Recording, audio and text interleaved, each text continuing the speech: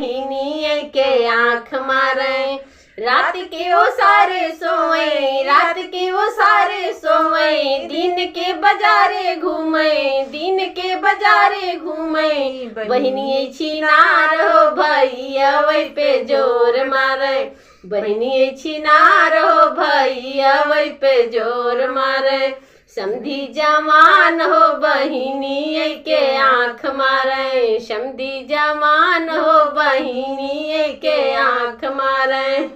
दुल्हा जवान हो बहिनी के सीटी मारे, दुल्हा जवान हो बहिनी के सीटी मारे। रात के वो सारे सोए, दिन के बाजारे घूमे, रात के वो सारे सोए, दिन के बाजारे घूमे।